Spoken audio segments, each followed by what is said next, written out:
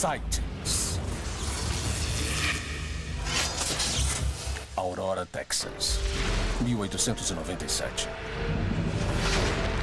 Versão brasileira, VTI Rio.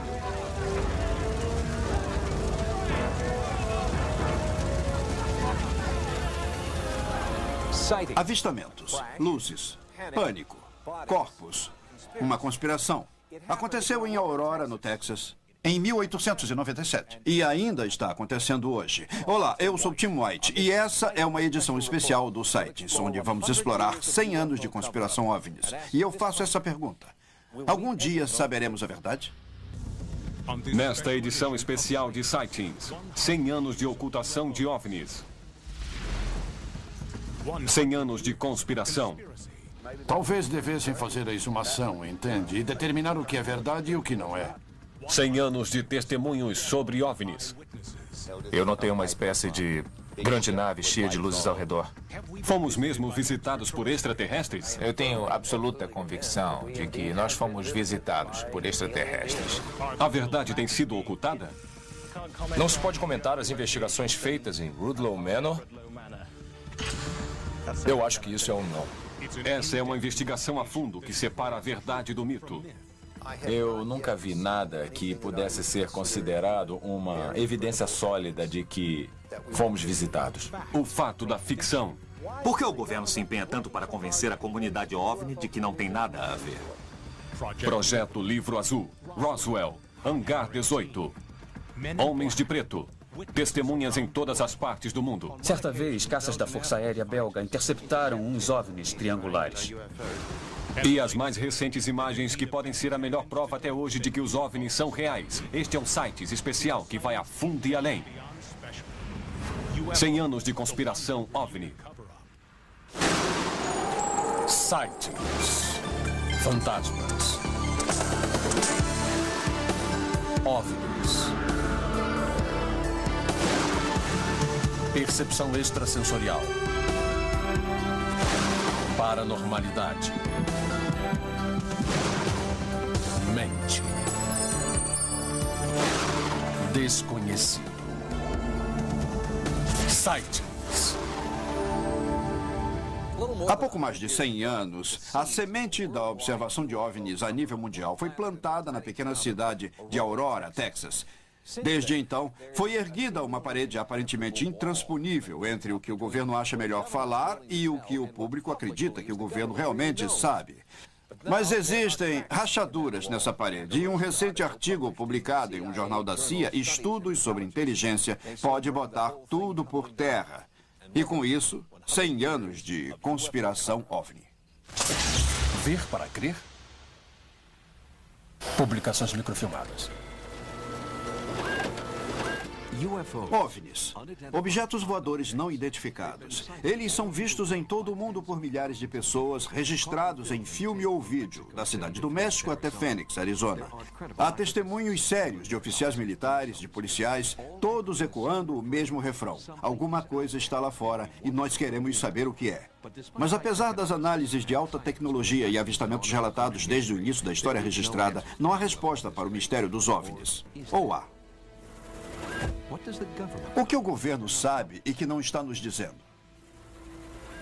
Um artigo pouco discutido e que o Sightings achou em um jornal interno da CIA abriu a janela para um mundo até agora encoberto.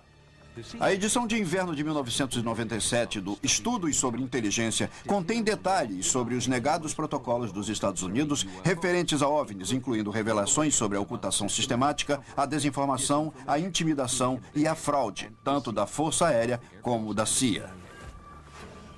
Jerome Clark é o autor da Enciclopédia de OVNIs. Eu sempre achei engraçado o fato da CIA acusar outras agências do governo de esconder as coisas. Eu acho isso engraçado. Eu também acho interessante porque a CIA está ratificando as alegações que os pesquisadores de OVNIs fazem há um bom tempo, de que a Força Aérea está encobrindo coisas sobre os OVNIs. Me parece bastante óbvio, mas a questão principal é o que eles estão escondendo? Estão escondendo o conhecimento real sobre a presença de extraterrestres na atmosfera da Terra ou estão escondendo apenas a sua confusão e incompetência? Muitos pesquisadores consideram este informe o primeiro passo na admissão oficial de que os OVNIs existem. Mas outros advertem que, a julgar pelas ações passadas, esta pode ser uma tentativa calculada de desviar a atenção sobre o que o governo realmente sabe e quando descobriu. Por isso, os ufólogos concordam que a espera de que as autoridades revelem o que sabem acabou. É hora de agilizar o estudo dos OVNIs e é hora de expor toda a encenação. Kevin Randle estuda OVNIs há mais de 25 anos. Já faz muito tempo que a investigação de fenômenos OVNIs está nas mãos de pessoas que são interessadas, mas não nas mãos de pessoas treinadas em ciências, pessoas treinadas em técnicas de investigação. Daí que as provas reunidas não têm a qualidade necessária para convencer a comunidade científica da validade de estudar o fenômeno OVNI. Se aplicarmos padrões estritamente científicos, vamos descobrir exatamente o que está acontecendo. Aurora, Texas, 1897. Uma cidade insignificante, uma data insignificante, até compreendermos o papel na história da conspiração dos OVNIs. Há 100 anos, milhares de pessoas em todos os Estados Unidos estavam vendo aeronaves cruzando o céu. E quando uma caiu em Aurora, a era moderna da ufologia nasceu. Jim Marrs escreveu sobre essa queda histórica em seu recente livro A Agenda Alien. Na manhã de 17 de abril de 1897, um grande objeto prateado em forma de charuto flutuou lentamente sobre a cidade, tomou a direção norte rumo à Terra e aparentemente explodiu. No local do acidente, Jim Marrs me apresentou ao Wally Cheriton, um nativo do Texas que cresceu ouvindo o pessoal mais velho contar essa história da aeronave com aparência alienígena e passou anos estudando a lenda da queda em Aurora. A questão central, Wally, é que alguma coisa, há 100 anos, caiu aqui. Você acredita nisso? Bom, eu tenho que ter a mente aberta. Eu sou cético, mas eu acho que... acredito que algo aconteceu. Foi aqui. Se houve um pedaço. acidente... Isso. Essa é a área. Talvez tenha havido uma explosão, talvez não. Eu só sei que caiu. O piloto foi resgatado dos destroços, mas morreu.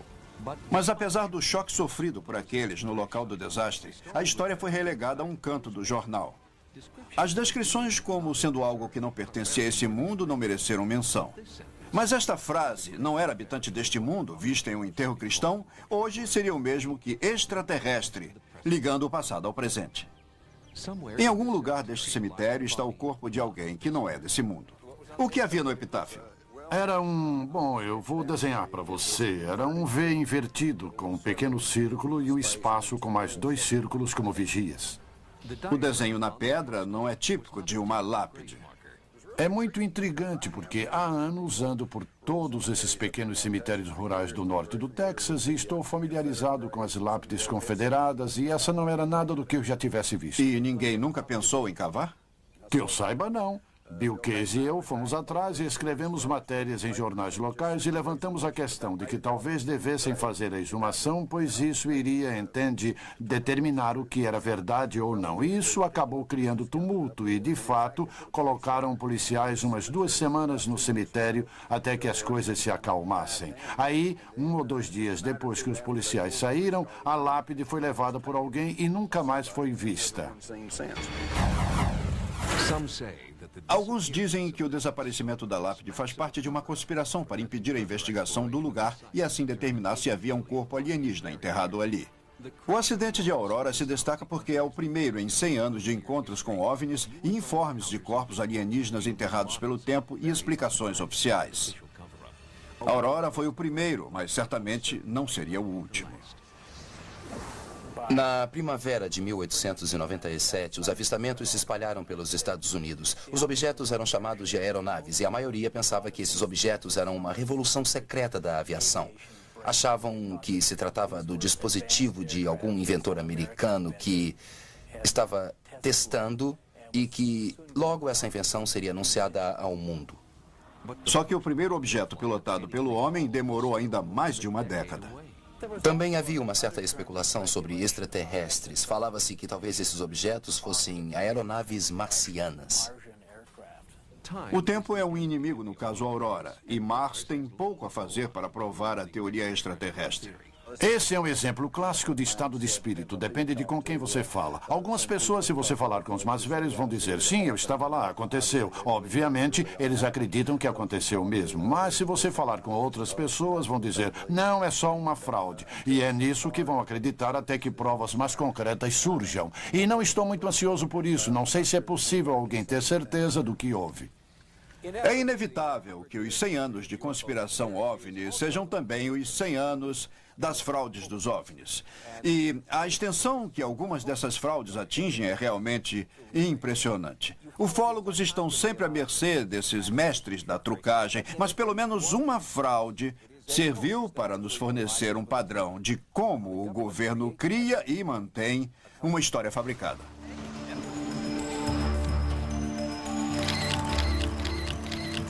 Eu suspeito que os OVNIs possuem duas categorias. Uma em que as fraudes são criadas pelos humanos e outra que as fraudes são feitas por alienígenas. No deserto californiano do Mojave, Kit Hanson recriou uma das mais históricas fraudes de OVNIs.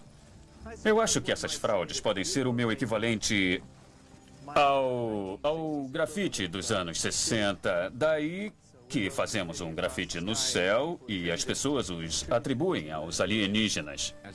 Quando estudante de faculdade, Hanson soltou uma série de balões de lanternas nos céus de Tucson e Prescott, Arizona. E vários foram reportados como avistamentos de OVNIs. Tem um monte de gente como eu que faz esse tipo de coisa.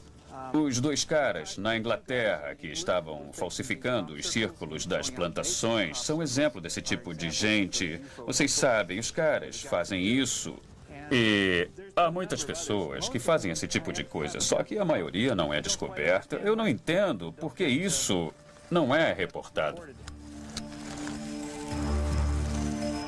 Em 1962, um dos balões de Hanson não só foi avistado pelo público, como também recebido com uma explicação oficial pela Força Aérea.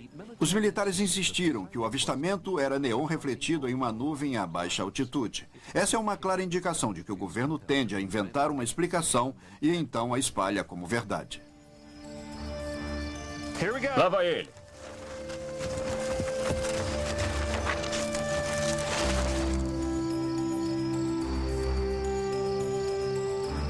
Lá foi ele. A abordagem pouco tecnológica de Hanson foi eficiente nos anos 60, mas na era moderna da ufologia, as fraudes são mais facilmente expostas e, inevitavelmente, o grande número de avistamentos acaba bastante reduzido. Jim Wilson é editor de ciências e tecnologia da famosa revista Popular Mechanics. Eu nunca vi nada que pudesse ser considerado uma evidência sólida de que fomos visitados. E a minha tendência é descartar todas as atuais alegações de avistamentos. Carl Flock, um ex-funcionário do Pentágono e da CIA, discorda. Ele acha que existem muitas evidências de que os OVNIs são reais. O que temos são evidências substanciais que claramente demonstram que os OVNIs são reais. E há uma grande quantidade de coisas que descobrimos que são fenômenos naturais incomuns, mas quando eliminamos isso, o que sobra são aeronaves incomuns que vieram de algum lugar. Mas quando o avião não vem de lugar algum, quando a explicação é clara e simples, por que os informes oficiais não são honestos? O psicoterapeuta Howard Schechter estudou a psicologia dessas fraudes e como os oficiais do governo brincam com suas fraquezas. Os especialistas acabam argumentando em conferências, jornais e revistas mais sobre a veracidade, a verdade desses eventos em particular, do que sobre o trabalho que precisariam fazer para investigar outros casos. A confusão tem seu preço. Para a ufologia, a confusão cria o caos e o caos talvez seja parte do grande desígnio da conspiração OVNI. É de se admirar quantos informes sobre OVNIs vão surgir essa noite. A seguir em Sightings, os discos chegam e os militares são pegos desprevenidos. Eu vi alguma coisa lá, era algo brilhante. Não sei se era uma aeronave ou o que era. Depois, novas informações intrigantes surgem e o caso mais estranho da história da ufologia está prestes a ser resolvido. Essa é a primeira vez que eu, e acho que todos que trabalham nesse caso, ouviram falar que houve um efeito a longo prazo, que nunca havia sido reportado. E os homens de preto travam guerra contra as testemunhas de OVNIs. Estamos apresentando USA Ele veio do Vietnã. Sightings. 100 anos de conspiração OVNI. Entre 1897 e 1940, a ignorância do público foi o melhor amigo do governo. Avistamentos não documentados de OVNIs eram tidos como piadas por parte de pessoas que não sabiam a diferença entre um avião bimotor ou um guindaste. A explosão da Segunda Guerra Mundial viu surgir a invenção das câmeras portáteis de baixo custo. O uso do radar se espalhou. E, mais importante que tudo, um público vigilante e treinado a observar os céus, consciente da diferença entre amigo e inimigo. A partir daí, basear-se na credibilidade da testemunha já não era suficiente. Os discos chegaram. Nos anos 40, a Segunda Guerra Mundial foi a primeira guerra aérea desse planeta e os aviões se popularizaram rapidamente e com as aeronaves veio uma era marcada pela guerra entre as máquinas aliadas e do eixo. Quase diariamente novos segredos de guerra surgiam. Radares, sonares, novos bombardeiros e bombas atômicas mudaram a cara da guerra e fizeram dos segredos uma indústria florescente. Mas havia um tipo de máquina voadora distinta de qualquer categoria e que permanece um mistério até os dias de hoje. Eram pequenas aeronaves brilhantes que desafiavam os princípios conhecidos da aerodinâmica. Foram batizadas de caças de fogo. Os caças de fogo eram um moderno fenômeno OVNI com outro nome. Foram batizados durante a Segunda Guerra e tratavam-se de uma variedade de fenômenos. Alguns pareciam luzes amorfas, alguns eram como objetos estruturados. Eram vistos por tripulações de bombardeiros no palco da guerra na Europa e na Ásia. Eram vistos por pilotos e combatentes, tanto do lado aliado quanto do eixo. Mas parecia um caso de hipoxia, que é quando você não tem muito oxigênio. Isso é o que provavelmente acontecia com aqueles pilotos. Eles ficavam meio sonolentos. Mas para aqueles que viram os caças de fogo, hipoxia é uma explicação absurda. Robert May pertencia à artilharia na Nova Zelândia durante a Segunda Guerra. Ele ainda fica intrigado por seu avistamento mais de 50 anos depois. Eu vi uma coisa lá, era brilhante. Não sei se era uma aeronave ou o que era. Eu diria que estava viajando a uma velocidade próxima de talvez uns 250 km por hora ou 400 km por hora. E estava vindo na minha direção. Era uma luz brilhante. Era tão estranho que eu não consegui identificar porque nós sabíamos exatamente onde estavam as aeronaves inimigas. E isso foi uma coisa que aprendemos logo. Caças de fogo parecem muito com o que as pessoas reportam como OVNIs hoje em dia. Também é extremamente pouco provável que sejam alucinações causadas por falta de oxigênio, porque há inúmeras testemunhas dessas coisas. Não é apenas um piloto que passou mal, mas tripulações inteiras. E às vezes tripulações de mais de uma aeronave reportando a mesma aparição desses objetos. Os militares tentaram de todas as maneiras explicar os caças de fogo, mas havia certos avistamentos que desafiavam qualquer classificação. Cada lado presumiu que se tratavam de armas secretas sendo desenvolvidas pelo outro lado. Só depois da Segunda Guerra é que ambos os lados perceberam que não era nada disso e que não havia qualquer explicação. Os militares recolheram muitos relatos sobre os caças de fogo, mas mantiveram em segredo até recentemente. Mas um certo avistamento durante a guerra acabou sendo algo grande demais para esconder. Em fevereiro de 42 foram feitos avistamentos dessas luzes piscantes e manobráveis no céu de Los Angeles. Houve um certo pânico, porque as pessoas acreditavam que a cidade estava sob ataque aéreo e pensavam que uma frota japonesa enviara bombardeios à costa e que eles estavam atacando. Baterias antiaéreas abriram fogo contra elas e dispararam ininterruptamente por quase 2 horas, sem acertar em nada, sem bater em nada. E não há dúvida de que havia algo no céu. Milhares de pessoas viram.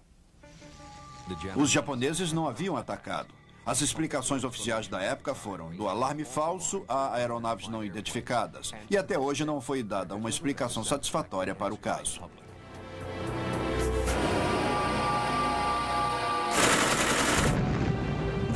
A detonação de bombas atômicas polarizou o mundo. E o segredo do programa atômico afetou cada setor do governo americano.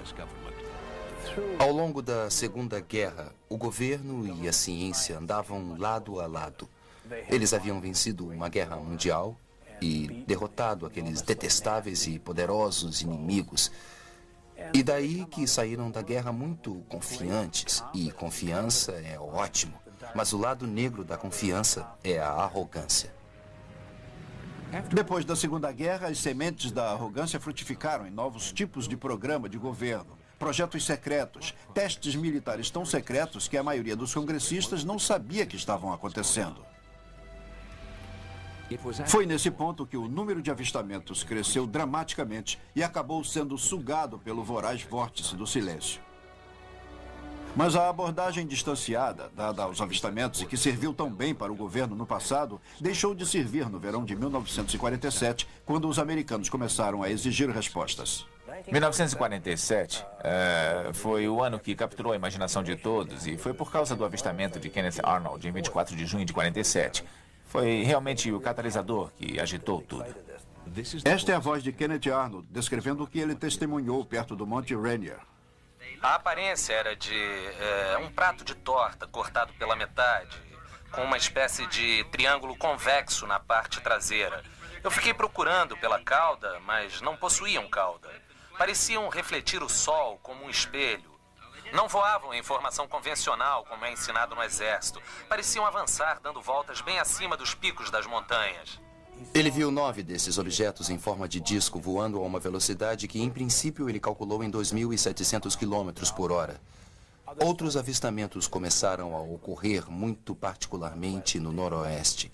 Os objetos eram descritos com formato de disco e foi assim que o termo disco voador nasceu. O importante em relação a 1947 é que foi a primeira vez que o fenômeno OVNI foi reportado em grande escala em todo o país. Foi a primeira vez que o fenômeno extraterrestre foi sugerido como possível explicação. Foi a primeira vez que discutimos de verdade a ideia de visitas alienígenas aos Estados Unidos, ao mundo todo, se assim desejar.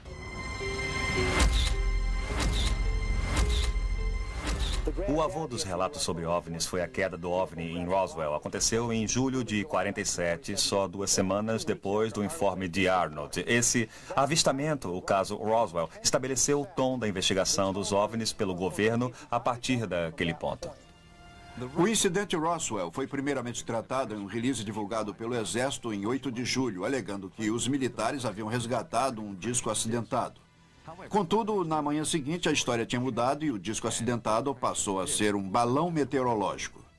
Mas é o informe oficial original que a maioria dos ufólogos tem como verdadeiro relato da queda em Roswell. Até o acidente em Roswell acontecer, havia discussão sobre o que eram os discos voadores. Eram extraterrestres, extraplanetários, eram experiências secretas, eram foguetes. Mas, de repente, o governo não queria discutir mais. O tom desse segredo foi dado pela onda de avistamentos de 47, por causa dos eventos que ocorreram naquele ano. O segredo decidido pelo governo em 1947 funcionou por um tempo. Roswell permaneceu em segredo por quase 30 anos, antes de alguns antigos habitantes começarem a falar. E quando isso aconteceu, o governo não pôde fazer nada a não ser se sair com uma nova frase: não podemos confirmar ou negar.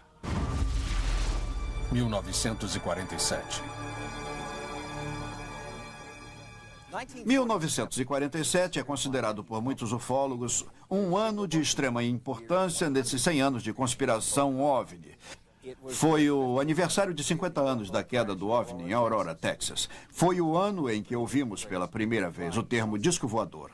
E foi o ano em que o mundo pela primeira vez ouviu falar em uma pequena cidade do deserto no sudeste do Novo México. Um nome que se transformaria em sinônimo de conspiração. Roswell. Disco voador, um mistério cada vez maior. Examinei os relatos de testemunhas em todo o país e, depois de muitos cálculos, meus dados são conclusivos. De todos os itens em nossos catálogos, só há um que teria alta velocidade e a baixa resistência ao vento de um disco voador. A tampa de uma lata de lixo. Assim, os nossos impostos eram gastos em 1962. Era a operação padrão de procedimento de todos os setores militares para transformar a ameaça OVNI em uma piada. E ainda é assim que os militares tratam o fenômeno. Publicamente, pelo menos. Boa tarde, senhoras e senhores. Eu gostaria de mostrar esse livro e dizer que ele custa $18, mas tem 2 guardas armados lá fora e eles não vão deixar vocês passarem. Mas o relatório ao qual o Coronel Haynes está se referindo não é piada. É a última palavra do governo sobre o incidente Roswell. Nessa histórica conferência em 1997, o Coronel Haynes tenta fazer humor. E seu mal disfarçado desdém pelos genuinamente interessados na queda de Roswell fazem dele o porta-voz militar perfeito. Estamos certos de que assim que o relatório sair e for lido pelo público, essa será a palavra final sobre o incidente de Roswell. A conclusão do relatório não deixa dúvidas de que o que foi resgatado em Roswell, Novo México, em julho de 47, eram destroços de um projeto de pesquisa da Força Aérea e do Exército ultraconfidencial de codinome Mongol. Mongol era a tentativa de detecção acústica de explosões nucleares soviéticas e lançamentos de mísseis balísticos. O Coronel Haynes está citando Caso Encerrado, escrito pelo capitão reformado Jim McAndrew. Muitas pessoas surgiram recentemente com várias teorias sobre o que aconteceu em Roswell. Mas eu fiz uma pesquisa de 3 anos e publiquei 2 livros. Descobrimos que realmente houve uma série de ocorrências na área de Roswell.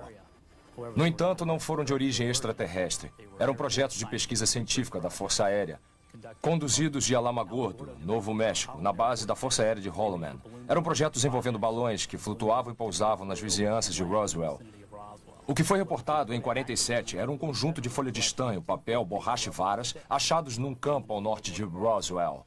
Ao longo dos anos, Roswell ganhou contornos de história de pescador. Pulou do conjunto de folha de estanho, papel, borracha e varas a 1, 2, 3, 4 locais de pouso e agora de 1 a 8 corpos de alienígenas em um período de 40 anos. A imprensa engoliu, mas os ufólogos mais engajados não se impressionaram. A Força Aérea vem usando o projeto Mongol como explicação há mais de 2 anos.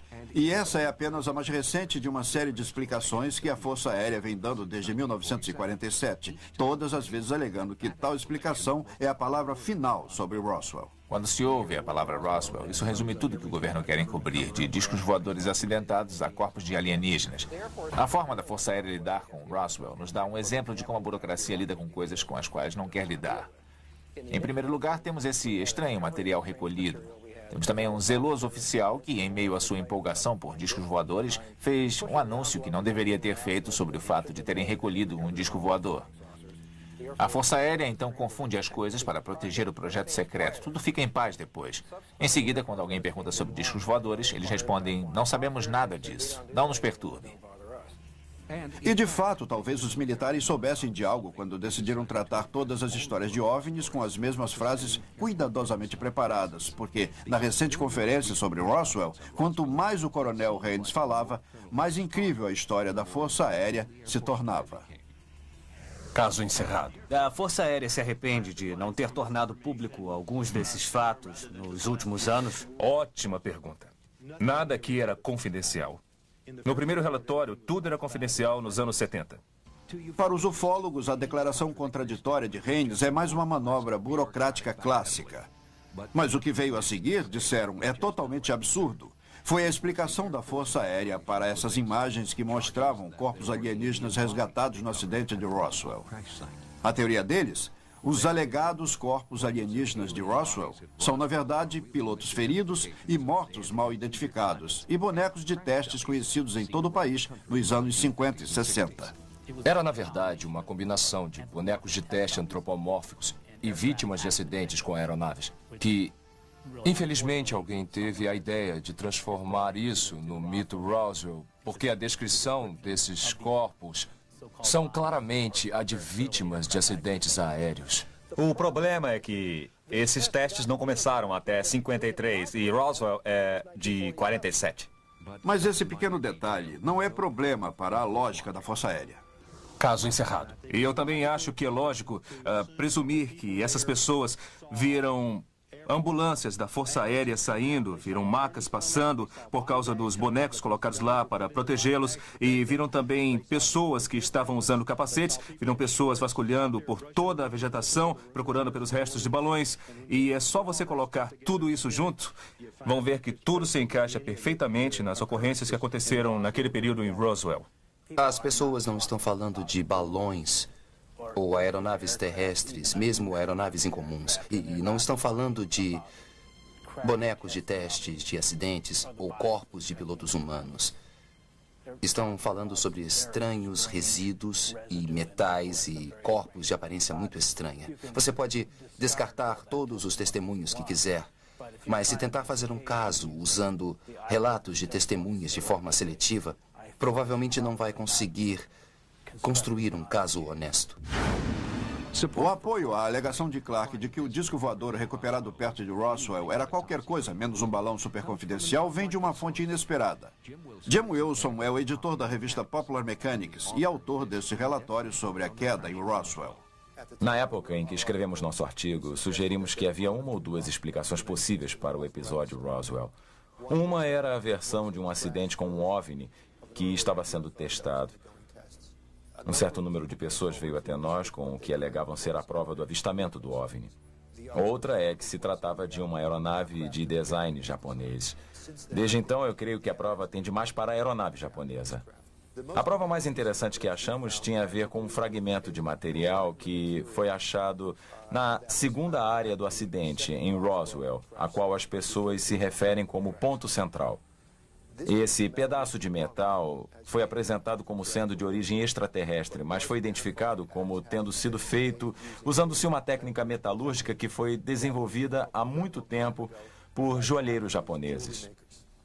E isso acabou nos levando a acreditar que esse veículo que caiu em Roswell era talvez de design japonês e talvez estivesse transportando um piloto japonês. Não há qualquer prova de que os corpos recuperados em Roswell fossem de japoneses, sem mencionar o fato de que as pessoas que estavam no local, as testemunhas, teriam reconhecido os corpos como japoneses, pois eles seriam humanos, mas eles não fizeram isso.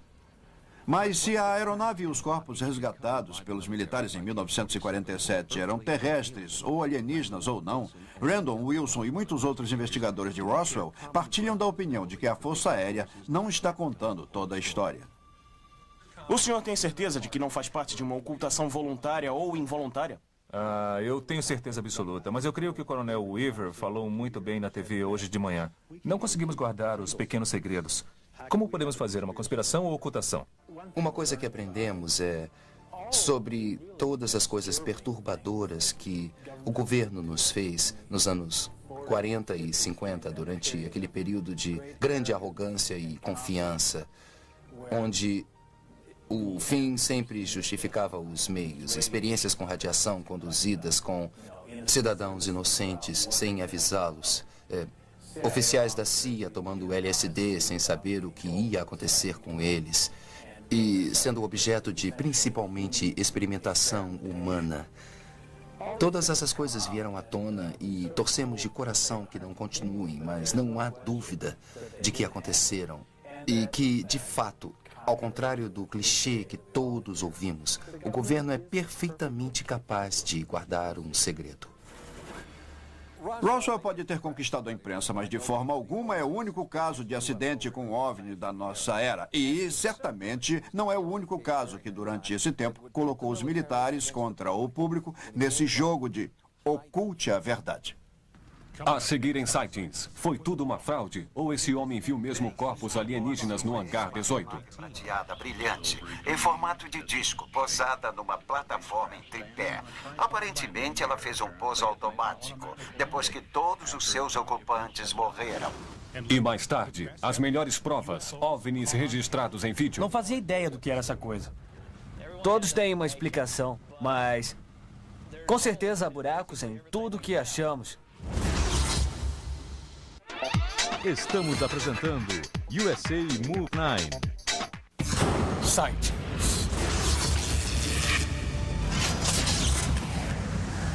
Cem anos de conspiração OVNI.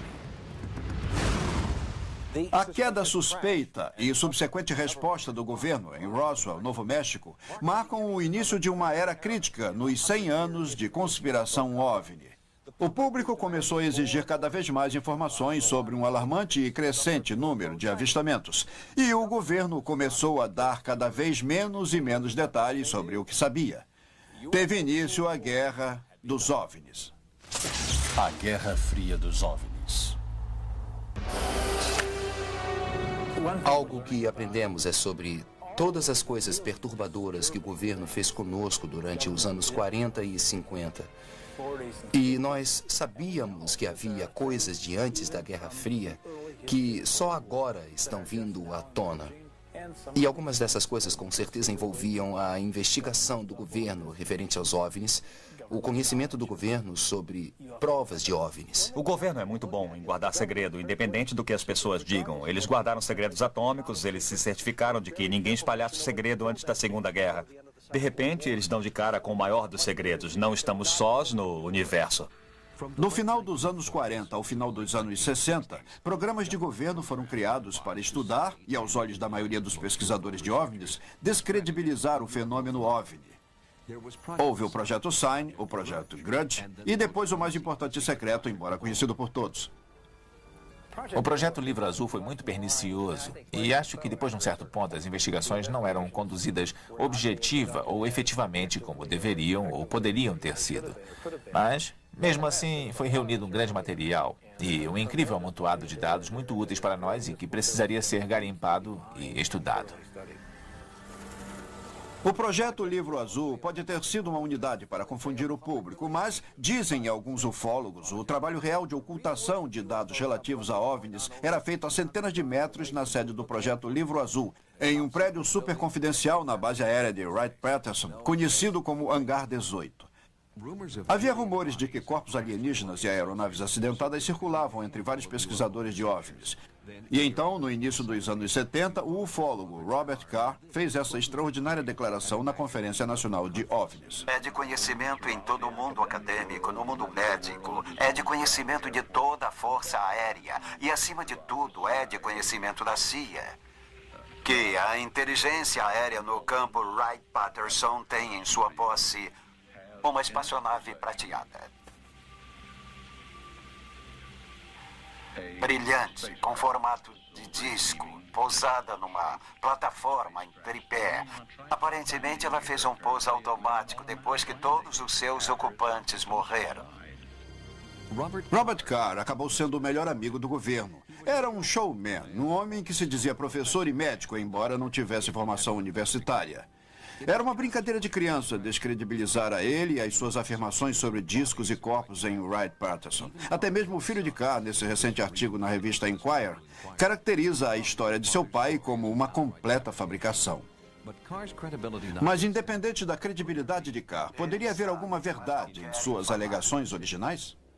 Baseado nas provas que acumulamos e nos relatos de testemunhas, os restos do disco capturado em Roswell foram levados para a base Wright-Patterson em julho de 47. Oficialmente, a Wright-Patterson era a sede do Projeto Livro Azul da Força Aérea. Não oficialmente, também era tida como o lar dos discos voadores e corpos alienígenas resgatados, e não apenas por causa das alegações que Carr viria a fazer mais tarde.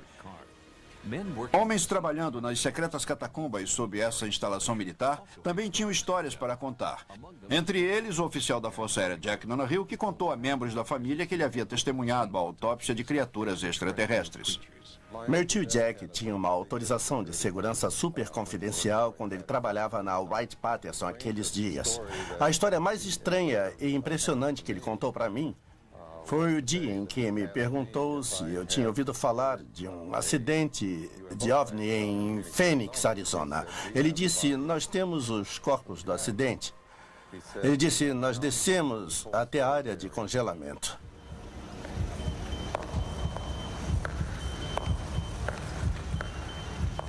Havia uma mesa de aço imaculado numa sala arrumada como um pequeno laboratório.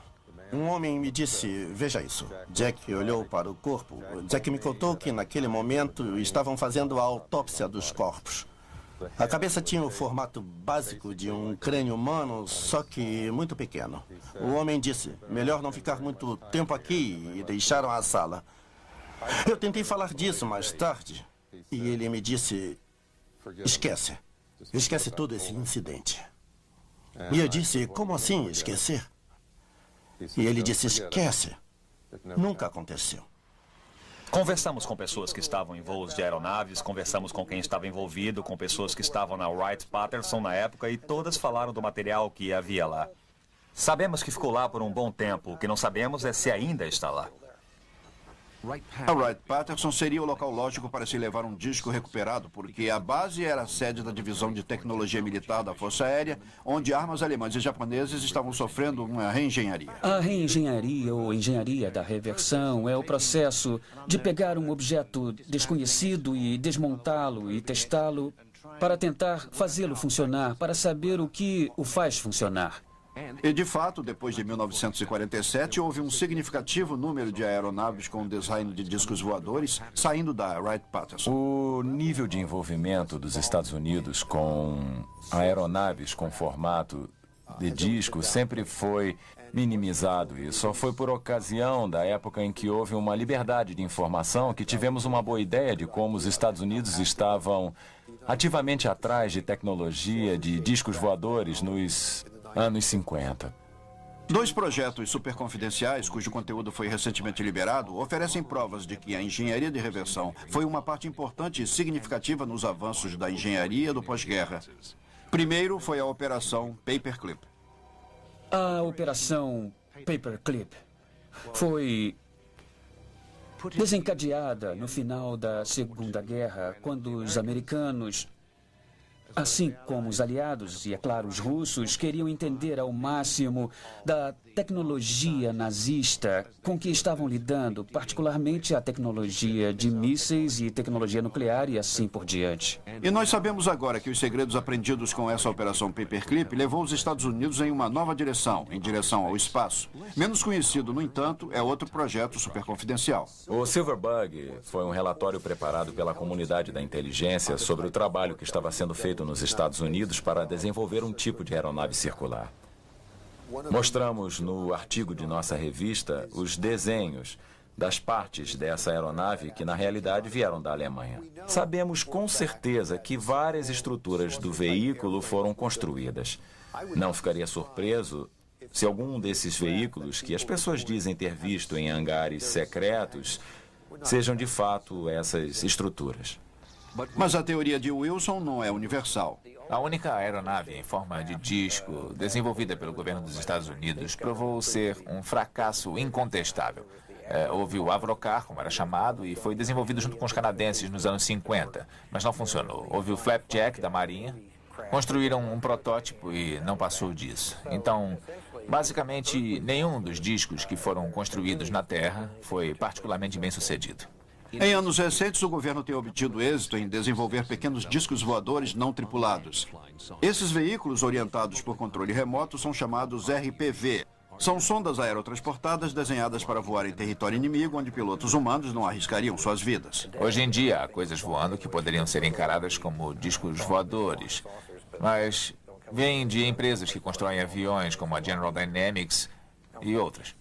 Mas o perfil arquetípico de disco voador não é o único formato não terrestre que possuem. À medida que a tecnologia militar muda, também mudam os relatos sobre OVNIs, o que convence James Wilson de que os OVNIs não passam de identificações errôneas de aeronaves experimentais, mas terrestres. Se voltarmos um pouco e pensarmos na clássica descrição de um OVNI, a aeronave desce desse jeito no céu bem de repente, e aí para e flutua, e então desaparece, mudando de cores. O que eu descrevi é um SR-71 durante uma de suas manobras para começar uma operação. A fim de conservar energia e combustível, essa aeronave e muitos outros tipos que viajam mais rápido do que o som fariam uma manobra que os pilotos do SR-71 chamavam de Despedoro, que seria subir a uma altitude de talvez, vamos dizer, 33 mil pés, e então começar a descida, passando além da barreira do som, indo para cima e assumindo uma altitude alta. Os primeiros voos de treinamento dos SR-71 explicam alguns avistamentos que ocorreram no percurso de voo das aeronaves experimentais. Mas nem todos se encaixam na descrição que Jim Wilson faz das capacidades aerodinâmicas do SR-71. Nem todos os avistamentos foram feitos por olhos destreinados. Um impressionante número de avistamentos nos anos 50 foi feito por pessoal militar, que só agora resolveu falar. A seguir, ele era um respeitado membro da comunidade, um chefe de escoteiros, e então viu um OVNI. Ele foi despedido, foi afastado do cargo de chefe dos escoteiros, foi rotulado de mentiroso e Trapaceiro. Mas o governo acreditou na história dele e os documentos comprovaram. Trata-se do mais intrigante incidente com OVNIs em décadas. A seguir, em Sightings. Estamos apresentando USA Movie at 9. E Movie at 9. Site. Indo fundo e além. 100 anos de conspiração OVNI. Em 1952, 5 anos depois da queda em Roswell, Novo México, algo que o governo disse que não seria possível acontecer, estava acontecendo por todos os Estados Unidos. E quando uma falange de OVNIs invadiu o sagrado triângulo do espaço aéreo entre a Casa Branca, o Capitólio e o Pentágono, os militares tiveram que reagir. Os avistamentos aumentam.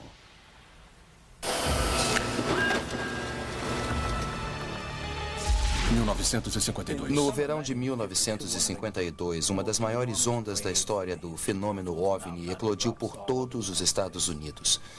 E seu clímax foi uma série de incidentes impressionantes que aconteceu na capital, Washington, em julho, quando todos os tipos de objetos foram vistos sobre a capital da nação, registrados por radares de 3 aeroportos de Washington, na área da capital. Repórter Steve Johnson. A Força Aérea Americana estava preocupada porque enviaram algumas aeronaves para perseguir esses avistamentos do radar e alguns dos pilotos, quando levantaram voo, conseguiram fixar os radares nesses objetos e os perseguiram.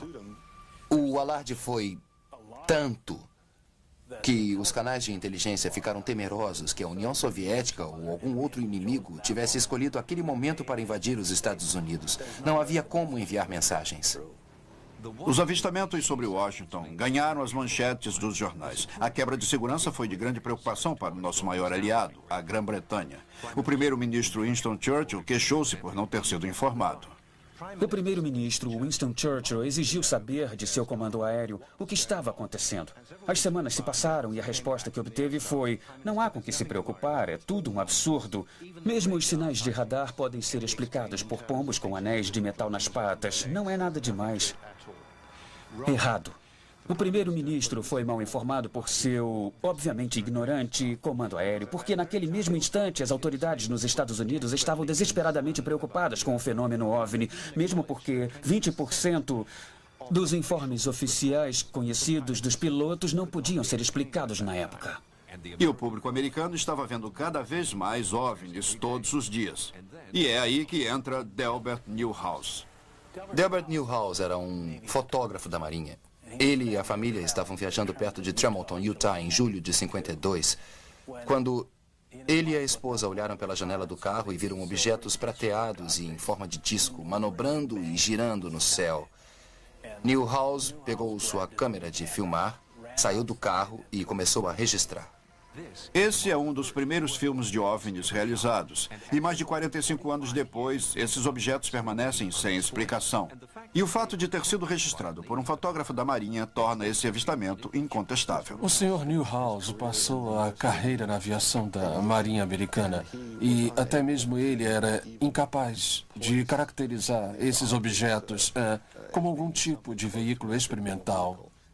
O filme de Newhouse proporciona uma oportunidade extremamente rara de ver o que milhares de americanos viram em 1952. Nunca antes ou depois tantos OVNIs foram reportados por testemunhos de tanta credibilidade e o número de avistamentos no Livro Azul em 1952 foi 10 vezes maior do que em qualquer outro ano. Um avistamento durante a grande agitação americana de 1952 é tido como um marco divisório nos 100 anos de conspiração OVNI.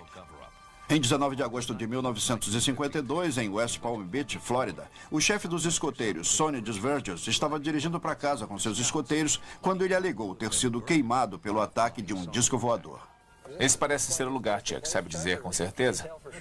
Está parecendo que sim. Então podemos continuar. Cal Flock localizou uma das testemunhas do histórico encontro com o OVNI. Chuck Stevens era um escoteiro com 12 anos em 1952. Bom, agora vamos ver. Vocês deixaram o carro aqui na estrada, não foi? Foi isso mesmo. Tá.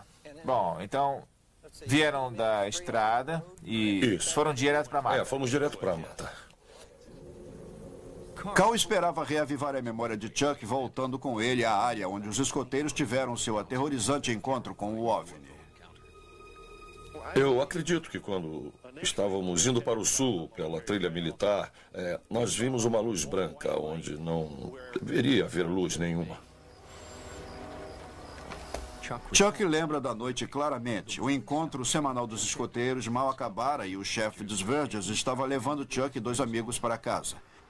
De repente, luzes apareceram no céu sobre a extensão das terras de uma fazenda. Primeiro pensaram que era um avião caindo. O chefe dos escoteiros parou o carro e Chuck lembra das luzes pairando sobre suas cabeças por vários minutos. Quando as luzes não se moveram, Sonny Desverges saiu do carro e mandou os meninos esperarem dentro.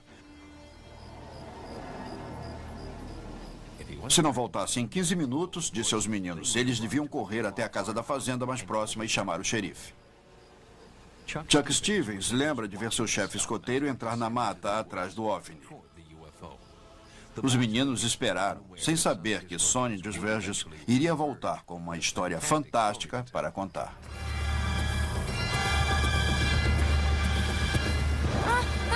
Socorro! Vamos sair daqui!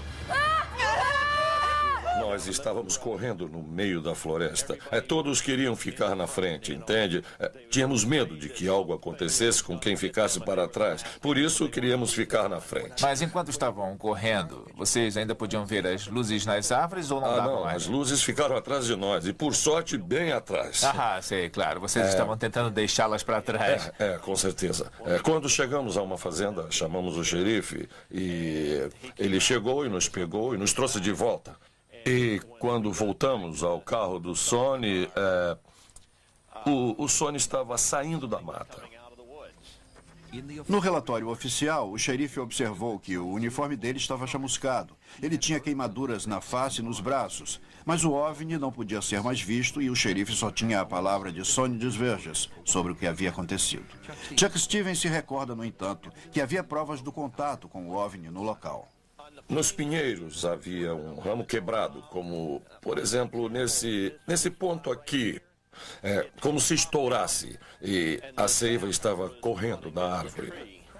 Sei, e havia por acaso alguma outra prova do incidente ou alguma coisa que tenha caído? Não sei. A vegetação ao redor estava murcha por causa do intenso calor, eu acho. E, houve informes posteriores de que acharam o solo na área em que o Sonny indicou muito quente e afundado a uns 40 a 50 centímetros abaixo da superfície.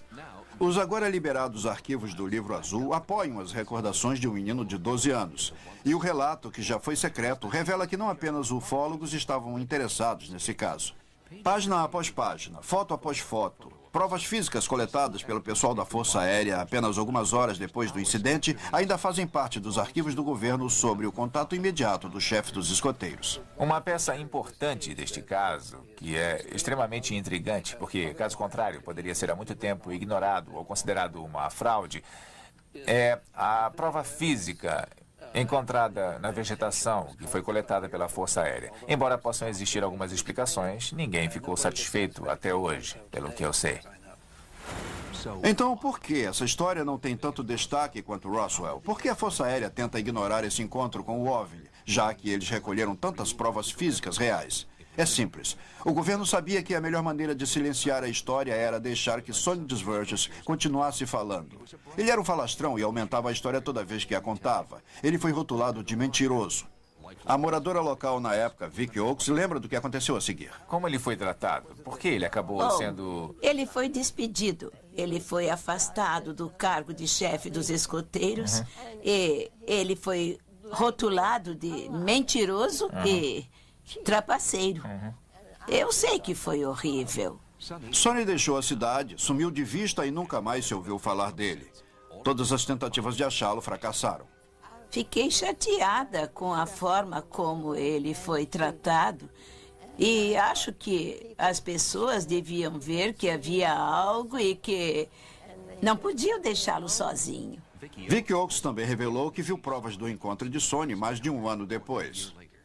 Ficamos surpresos em descobrir que nada havia crescido naquele grande círculo. Quer dizer, então, que havia uma área circular. Uma grande área que parece ter sido queimada, chamuscada, calcinada, sei lá, mas ainda estava lá como se fosse deixada de lado. E eu fiquei pensando, mas por que ninguém vem aqui para ver essa prova ao invés de tratar aquele homem tão mal? Essa foi a primeira vez que eu, e acho que qualquer um trabalhando nesse caso, já ouviu falar de um efeito tão prolongado que nunca havia sido reportado. Outras provas que o governo queria esconder para deixar o público de fora da verdade vêm de Lyman Bradford, que viu um OVNI em 1952 com seus próprios olhos. Eu me lembro que eu estava olhando naquela direção, que é o leste, e eu notei uma grande nave com luzes ao redor.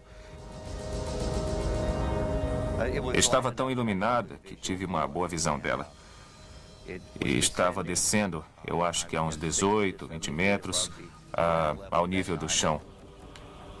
Lyman fez o que qualquer garoto de 7 anos faria. Ele correu para chamar o pai. E o pai, um mecânico da base da Força Aérea local, fez o que qualquer um de nós faria. Ele tirou fotos. O pessoal da Força Aérea que esteve aqui levou amostras do solo. Eles levaram amostras e levaram a câmera. A câmera jamais voltou, não é Eu isso? recebi a câmera de volta. Mas o filme não foi devolvido. O filme não foi, não.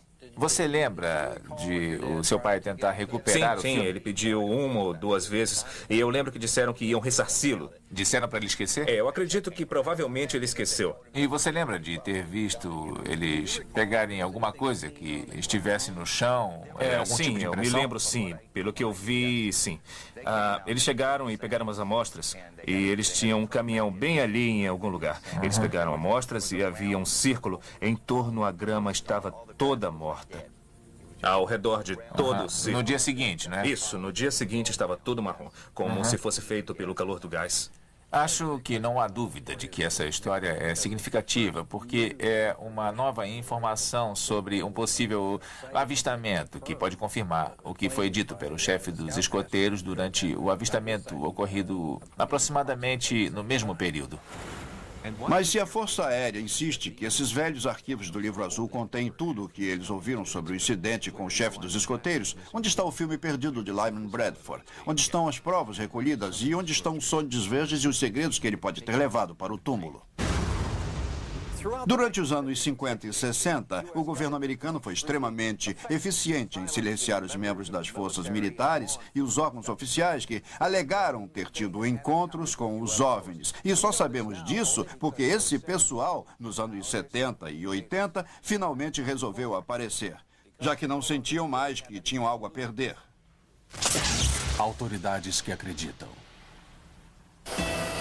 Em 1951, o temor da Guerra Fria virou uma escalada de pânico, quando o pessoal militar posicionado na Islândia viu vários enormes OVNIs. O comandante da Marinha, Graham Bethune, e especialistas do Pentágono e de Lockheed foram levados à Islândia para estudar a situação. Normalmente, seu primeiro pensamento foi que a aeronave era soviética, mas quando Graham e outros oficiais treinados em aviação viram o OVNI com seus próprios olhos, souberam que não se tratava de uma ameaça soviética. Estávamos voando a 33 mil metros. Era uma noite escura e eu vi algo entre nós e o horizonte, a umas 40 milhas na água. Parecia ser uma pequena cidade à medida que nos aproximávamos.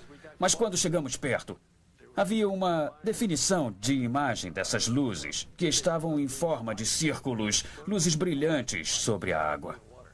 E de repente as luzes se apagaram. Em seguida havia um pequeno halo amarelo na água. Quer dizer, bem pequeno. Que estava a uns 40, 50 metros de distância. Quando cheguei perto, era tão grande que pensei que ia passar por nós. Aí desativei o piloto automático, abaixei o nariz do avião e em seguida estava olhando direto para ele, que parou a uns 60 metros abaixo de nós e talvez a uns 450 metros de distância. Bem perto assim. Ficou lá uns segundos. Não sabíamos na hora se tinham rastreado isso, mas descobrimos mais tarde que tinham rastreado. O transporte VIP escapou, mas apenas 2 anos depois, outra aeronave militar voando sobre o Lago Superior não teria tanta sorte. O incidente Ken Ross ocorreu em 23 de novembro de 53, quando um alvo foi rastreado na base aérea Ken Ross. Um F-89 foi enviado para perseguir o tal objeto não identificado superveloz que estava sendo rastreado pelo radar. O que pôde ser observado no radar foi a difusão de pontos do F-89 e os pontos do OVNI, até que apenas restou os do OVNI. Pareceu à torre de controle que o F-89 e seu piloto simplesmente sumiram do mapa. Conversei com um piloto que estava naquela base em 53. Ele me disse que havia duas possibilidades. Uma, que a aeronave caiu intacta dentro do lago. E porque estava intacta, não havia destroços na superfície. A outra, mais ousada, é que o OVNI teria pego. Esse caso não está nos arquivos do Livro Azul. Deveria estar lá. A única referência no Livro Azul é uma nota dizendo que não se tratou de um avistamento de OVNI, e sim de um acidente aeronáutico, descartando qualquer fenômeno OVNI. Por que o governo se empenha tanto para convencer a comunidade OVNI de que não tem nada a ver? Por que se importam com o que pensamos? A única resposta que tenho é que existe algo e eles estão tentando manter isso enterrado, nos levando para a direção errada. Houve algumas raras vozes durante a Guerra Fria dos OVNIs que se pronunciaram. E uma das mais importantes foi a de um policial chamado Lonnie Zamora. Seu encontro com uma nave em forma de ovo em Socorro, Novo México, mudaria a face da ufologia para sempre. 1965. Socorro é uma cidadezinha tranquila agora, mas há 3 décadas o lugar ficou apinhado de repórteres que queriam falar com esse homem. Lonnie Zamora continua no centro de um histórico e controvertido evento OVNI. E hoje vai levar os sites ao local de seu contato imediato em 1965. Eu podia ver um objeto branco posicionado entre 1 ou 2 arbustos bem ali. E eu tinha que ir bem devagar porque a estrada era ruim e as pedras eram muito grandes. Eu saí do carro e olhei para o arroio e vi aquele objeto de aparência branca. Era uma espécie de ovo bem grande, maior que um carro. Foi naqueles arbustos ali que ele estava e o objeto estava posicionado entre os dois. Eu comecei a me aproximar para ver o que era e então ouvi uma grande explosão na parte de baixo. E começou a sair fogo e eu comecei a correr para o meu carro de polícia para me proteger. Eu podia sentir o calor emanado porque estava ventando. E então o objeto começou a subir e a uns 6 ou 9 metros ficou parado lá um instante. E aí levantou o voo. Zamora pediu reforços e quando 2 patrulheiros estaduais chegaram, eles também viram as evidências. Eles vieram aqui e viram essa grande pedra bem aqui. Ainda estava em chamas. E aí eles viram as marcas das pernas da nave. Havia 4 delas. E eles viram as marcas por todo lugar. Esse é o único caso do projeto Livro Azul em que a testemunha alega ter visto criaturas dentro da nave. Héctor Quintanilla, que dirigiu o projeto Livro Azul e um cético assumido, admitiu em um artigo que ele escreveu em um então secreto documento da CIA, chamado Estudos em Inteligência, que esse era um caso que ele jamais podia explicar e, mais que isso, ele firmemente acreditava que Zamora viu mesmo algum tipo de máquina voadora que a Força Aérea jamais foi capaz de explicar. Esse é um dos mais intrigantes e, para mim, mais indicativo caso de visitação alienígena que nós temos no livro. A explicação oficial foi que Lonnie Zamora havia visto o voo teste de um módulo lunar e não se preocupou com o fato de que Zamora descreveu a forma como a de um ovo e liso, não trapezoide, com relevos. Então, mais tarde, naquele ano, outro OVNI foi avistado por 2 policiais e dessa vez o governo não conseguiu se sair com qualquer explicação. No Houston Chronicle, o chefe de reportagem Steve Johnson investigou aquele que é conhecido como o avistamento McCoy Good. Sua pesquisa se encontra no site do Houston Chronicle. Esse foi um avistamento de 1965 e envolvia 2 homens da lei, corretos e idôneos. E o seu avistamento foi investigado pela Força Aérea. Ele foi revisado por muitos pesquisadores de OVNIs e a sua reputação era tamanha que ninguém nunca questionou o seu testemunho sobre o que viram. E o que eles viram era realmente impressionante. Usando a informação do website, o Sightings foi até a pacata cidade texana de Colômbia. Foi lá que encontramos a testemunha Billy McCoy.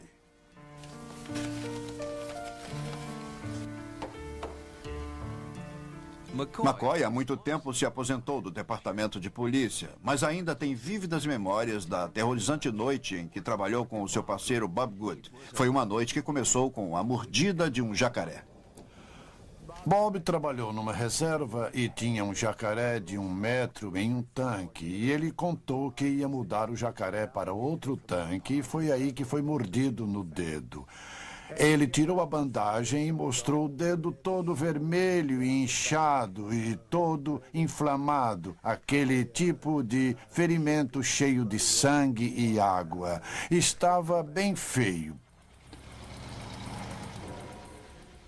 Por volta das 11 horas, um pouco depois das 11, nós estávamos voltando pela rodovia 36 e eu notei uma luz brilhante na direção da área do rio São Bernardo. Uma pequena bola azul apareceu na nossa frente e, a curta distância, parou. Eu chamei a atenção do Bob para aquilo. Depois, estacionamos o carro no acostamento da estrada. E a coisa estava bem acima de nós. Não ouvimos qualquer som. A luz púrpura estava pulsando e inundou por completo o carro de patrulha. Mas eu gritei, ele gritou, dei marcha ré, mas a bola parou abruptamente, fez um movimento de 90 graus e desapareceu. E é aqui que a mordida do jacaré se torna significativa na história. O Sr. Good estava com a mão ferida para fora da janela do carro. Durante o tempo do avistamento, quando a luz quente, estranhamente colorida, foi lançada pelo objeto. O Sr. Good alegou que mais tarde naquela noite, seu dedo pareceu estar curado. Aí eu falei, Bob, a coisa boa que aconteceu nisso tudo é que fez você esquecer do ferimento no dedo. E ele disse, quer saber? Essa coisa nem está doendo mais.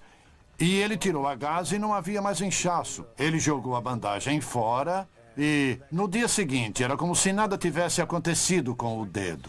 Outro componente fascinante desse contato aconteceu 2 dias depois, quando o policial Good foi procurado por 2 homens misteriosos.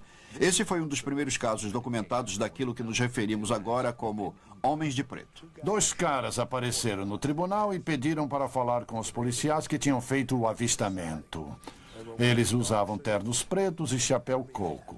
Bob disse que os tais caras começaram a contar para ele o que havia acontecido conosco.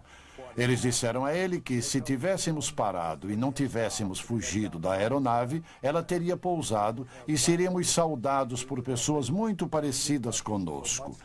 Seríamos convidados a ir a bordo e daríamos um passeio e seríamos trazidos de volta são e salvos. Nós ficamos curiosos a respeito desses caras, porque ninguém, pelo que soubemos, os havia enviado para nos entrevistar. Parece que os homens de preto costumam visitar pessoas que viram um OVNI, e o governo admite que isso acontece, e daí suponho que o que aconteceu conosco aconteceu com outras pessoas. O Projeto Azul da Força Aérea investigou esse avistamento. A Força Aérea determinou que não havia neblina. A lua era quase cheia. Eles não conseguiram achar nada que fizesse nossa história não ser verdadeira. Billy McCoy lembra que os outros policiais não entenderam por que eles não enfrentaram o OVNI.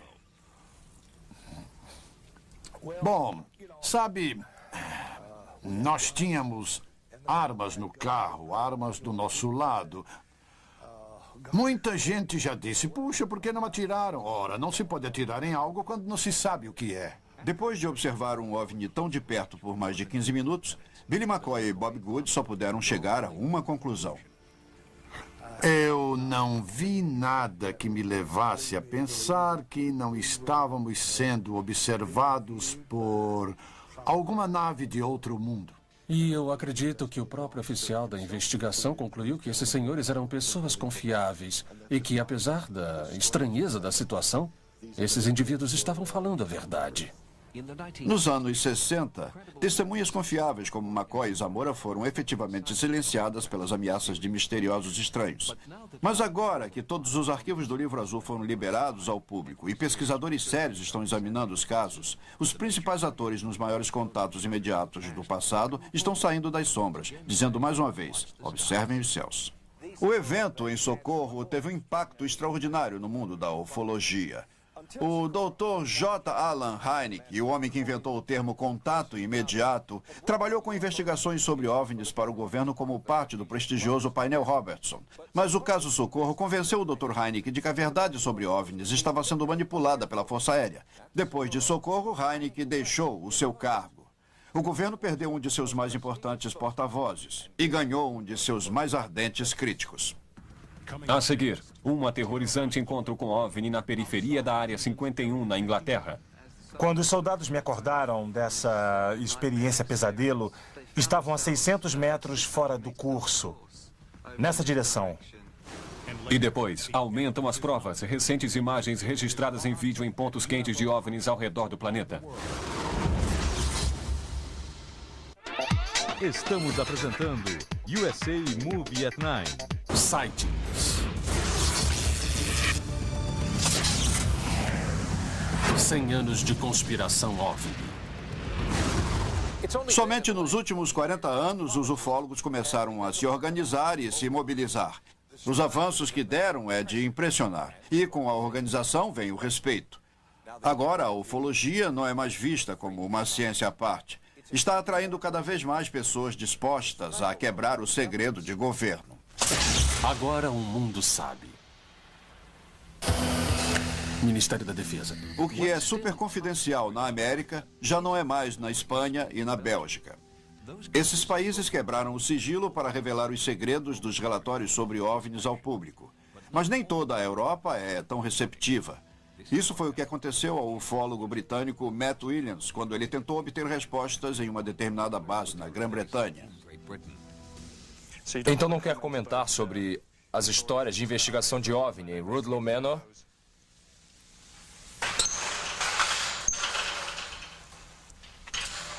Eu acho que isso é um não.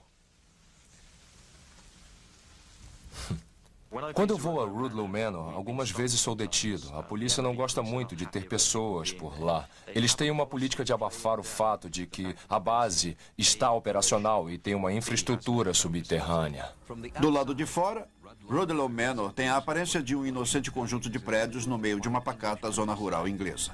É uma infraestrutura subterrânea na maior parte do tempo e lida com sinais, comunicações, investigações da Real Polícia Britânica, que, no passado, investigou questões de OVNIs. É bem secreta. A Real Base Aérea de Rudloe Manor é, de fato, um ponto de coordenação para a investigação oficial de OVNIs. De 1977 a 1997, e isso me foi confirmado por ninguém menos do que o oficial comandante da Real Base Aérea de Rudloe Manor, apesar das negativas de décadas. Mas por que tanto mistério? Que segredos podem existir nos subterrâneos dessa base militar? Tem havido avistamentos perto da Real Base Aérea. Tem havido aeronaves desviadas para interceptar OVNIs. Não sabemos que objetos são esses, porque os arquivos não nos dizem nada, mas certamente Rudloe Manor, estando no centro dessa área, teve sua própria atividade ufológica. Seria uma mera coincidência que uma das bases mais secretas da Grã-Bretanha esteja localizada numa área de tanta atividade ufológica? Ufólogos e paranormais dizem que não. A área onde Rudloe Manor está situada é, na realidade, uma linha de energia. E há coisas incomuns ligadas à área onde Rudloe Manor está. Lá existe um túnel que vai até Boscombe Downs. Aparentemente, é um túnel de 30 quilômetros que atravessa o país. E esse túnel sai perto de Stonehenge. E pesquisadores sugerem que a mesma força que fez os antigos povos erigirem estranhos monumentos aqui seja a mesma força que está atraindo visitantes extraterrestres. Eu acredito que exista presença extraterrestre. Nick Pope não acreditava em OVNIs quando se juntou ao Ministério da Defesa em 1985. Mas na época em que foi transferido para outra posição dentro do governo, ele deixou de ser cético. 3 anos de pesquisas oficiais e investigações no Ministério da Defesa me deram acesso a uma grande quantidade de dados de casos do passado. E também, é claro, de avistamentos que ocorreram durante a minha permanência no cargo. Não eram luzes no espaço, eram aeronaves sólidas atravessando o nosso sistema de radar e às vezes operando bem baixo sobre as bases militares. John King é o editor da publicação britânica UFO Reality. Para quem ficou completamente convencido pela explicação militar de que todos os relatos de OVNI se reduzem a fantasia, fenômenos naturais ou avistamentos de algum tipo de aeronave experimental militar, eu gostaria muito de recordar as centenas e centenas de relatos nos anos recentes de uma aeronave triangular maciça e negra que teria o tamanho de um campo de futebol. Em certa ocasião, caças da Força Aérea Belga interceptaram esses OVNIs triangulares e um deles cruzou, acho que um espaço de 2.000 metros em menos de um segundo. Está muito claro que estamos lidando com uma tecnologia muito avançada. Na Bélgica, há uns 2.000 relatos entre 1989 e 1990. Tem aumentado na Inglaterra os relatos dos chamados caças triangulares. De acordo com pesquisadores, muitos desses avistamentos foram feitos numa área de 400 km² chamada Salisbury Plain. E lá também é onde achamos a real base aérea de Rudloe Manor e um dos mais conhecidos lugares de avistamentos do mundo, Stonehenge, os inexplicáveis círculos de pedras em Avebury. Atrás de mim há uma boa porção de Salisbury Plain, que é basicamente o terreno de treinamento dos militares britânicos. Tem havido um grande número de avistamentos através de Salisbury Plain, um grande número de relatos. Em 1994, o pesquisador de OVNIs britânico Red Presley viu uma misteriosa bola de luz pairando sobre Salisbury Plain. Ele gravou um vídeo incrível antes de um helicóptero sem identificação achar sua localização e sobrevoar ameaçadoramente as proximidades. Ele estava claramente tentando intimidá-lo, e o fato é que conseguiu. Eu recebi uma carta de Mark. Ele era um ex-soldado. Uma noite, durante o inverno de 1989-1990, ele estava participando de manobras noturnas em Salisbury Plain. Era basicamente uma marcha de 3 quilômetros e meio. Mark, um ex-soldado britânico posicionado perto de Salisbury Plain, pediu para não revelar a sua identidade e também ter sua voz alterada. Ele ainda teme represálias por parte do Ministério da Defesa britânico. Então, Mark estava caminhando por esse trecho de terra aqui e quando se aproximou desse bosque, dessa área arborizada... Parecia perto do lugar onde íamos ser pegos, mas do nosso lado esquerdo. De repente, uma aeronave maciça, parecendo que vinha de lugar nenhum. E era grande, imensa, uma nave triangular. E eles jogaram luzes refletoras como se procurassem por alguma coisa. E a próxima coisa que Mark se lembra é de um cara vestido de preto, traje de voo preto, saindo do bosque e se aproximando dos soldados, incluindo Mark, segurando uma vara, um objeto pontudo. Senti como se fosse um carneiro encurralado. Foi como se um cone de luz nos envolvesse, tipo uma sensação de zumbido envolvendo o seu corpo. Foi, como ele disse, um cone de luz azul que acabou envolvendo os 6 soldados e dominou totalmente as suas mentes.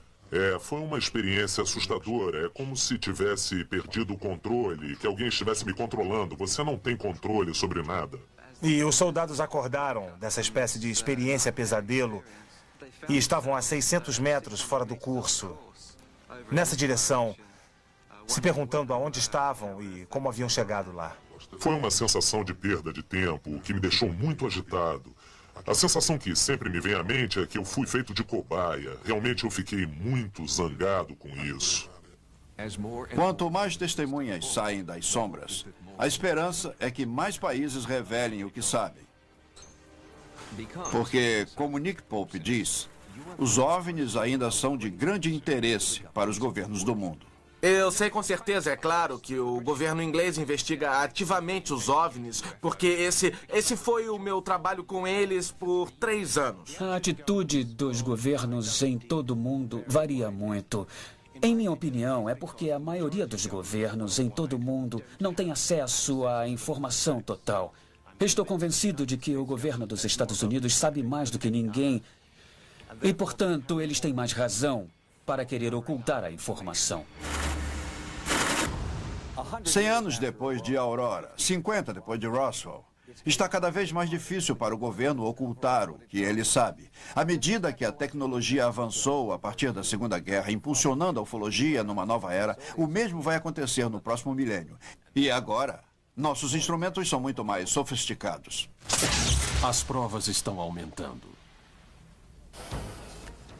Lan Lanphier e Jared Bostic são caçadores de tempestades profissionais. Eles gravam todos os fenômenos atmosféricos conhecidos, mas seu treinamento profissional não os preparou para o que aconteceu durante uma tempestade em Oklahoma. Em 25 de março de 97, Jared e eu estávamos caçando um tornado que estava se formando sobre Duncan, Oklahoma.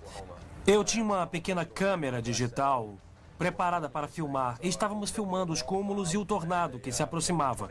Estava à direita, em frente ao cúmulo. Quando eles voltaram ao vídeo, compreenderam que tinham registrado uma imagem de um OVNI. O que vimos no vídeo era basicamente um objeto se movendo muito rápido mesmo. As pessoas a quem perguntamos estimaram que estava em Mach 10 a 30 km por hora, baseado em certas suposições sobre o filme, o ângulo da lente e todo tipo de coisas estranhas. Outro professor disse que o objeto devia ser autoiluminado. O avistamento Lanphier-Bostic ilustra até que ponto a análise chegou desde o avistamento de aeronaves há 100 anos. Fomos ao Laboratório Nacional de Meteorologia em Normal, Oklahoma. E o diretor, os vice-diretores e todos os demais especialistas, mais um grupo de cientistas, olharam essa fita juntos. Eles não faziam ideia do que era, mas disseram que definitivamente não se relacionava com um fenômeno meteorológico climático. O videotape foi analisado pelo pesquisador da NASA, Ota Vogt. Se olharmos o vídeo de Lanphier, o que veremos é um objeto se movendo ao longo do campo e bem rápido. A questão é, o que é esse objeto? Qual o tamanho? Qual a velocidade? Vogt normalmente analisa imagens de vídeos enviados pelos ônibus espaciais.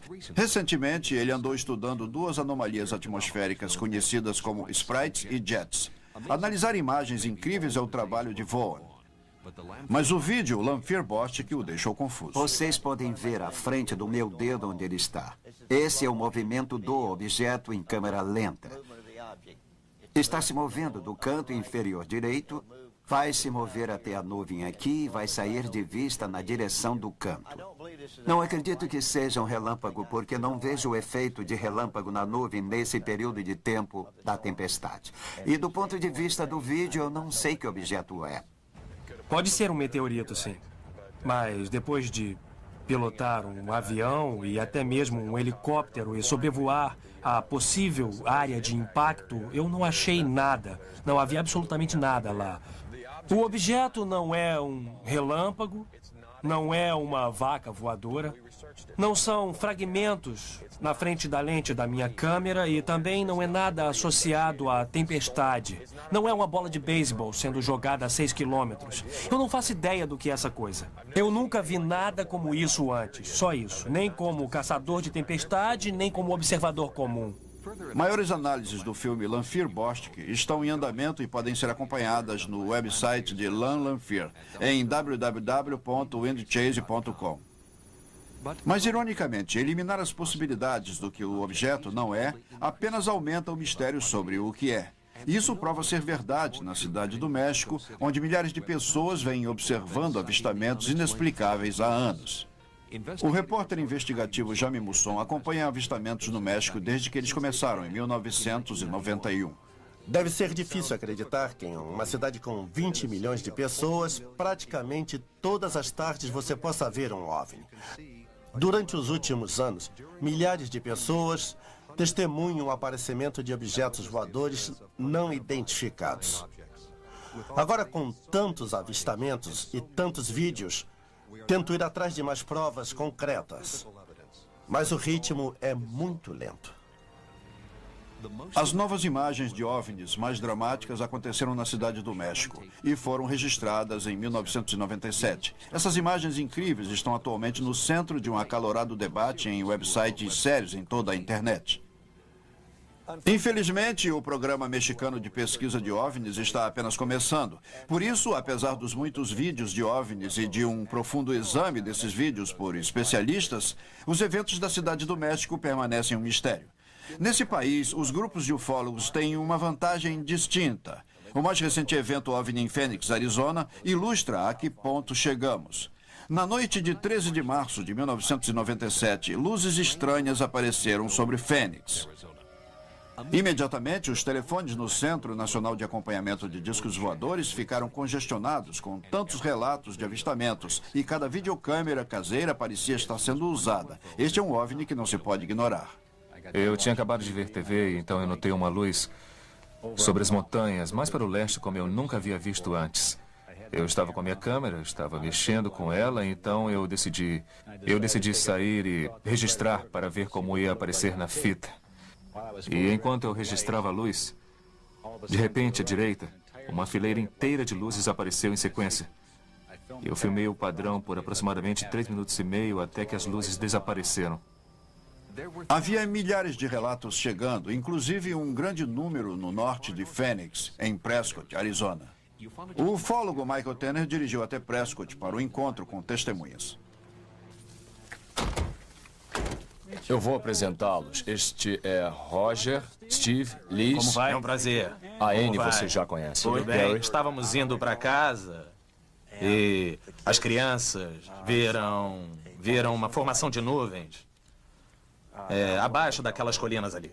O que nós vimos estava do outro lado de Glassford Hill e estava vindo de Pauling e do aeroporto de Prescott e vinha direto para nossa casa. E este é o tamanho relativo da lua cheia. É. Michael Tanner levou o material que ele reuniu em sua investigação de campo para seu escritório em Phoenix, onde ele investiga avistamentos com seus sócios Jim Deletoso e Bill Hamilton. E aí, pessoal, tudo bem? Tudo. Esse é o avistamento de Craig Johnson que estamos discutindo. Agora transportamos isso para cá. Certo. Está rotulado como evento 7. A localização de cada pessoa que contribuiu com o vídeo foi mapeada para determinar o tamanho, a velocidade e a direção da formação OVNI. Felizmente, já que temos vídeos nessas múltiplas locações, olhando para o evento às 10 horas, a triangulação no banco de dados tridimensionais nos permite ver exatamente qual é o percurso e saber com certeza se ocorreu em frente ou atrás das montanhas estrelas. Jim Deletoso é um mundialmente renomado analista de vídeos.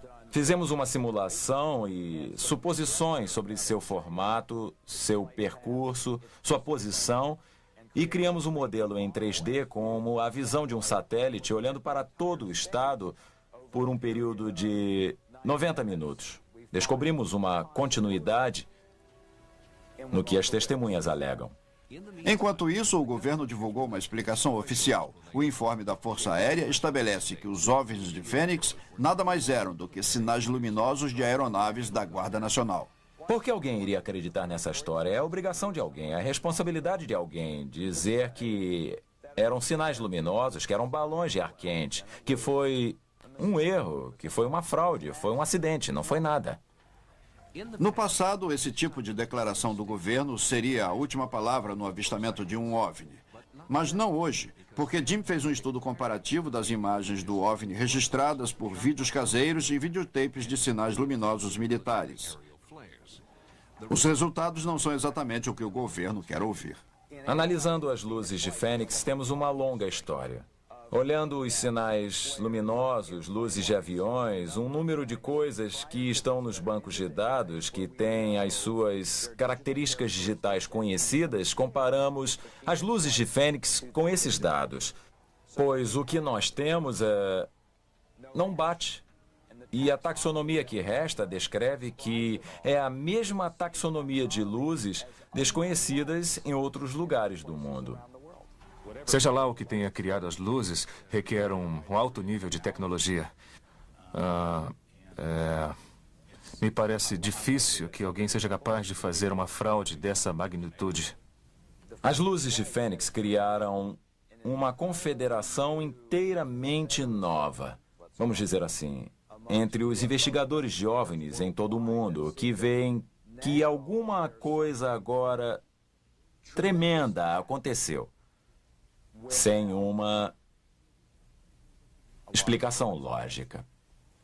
Para os ufólogos, o evento em Fênix é importante porque ele se encaixa numa série de avistamentos similares ocorridos na Grã-Bretanha, África do Norte e Japão. Será esse o formato da nave extraterrestre da nossa época? O disco já era. Vida longa ao triângulo.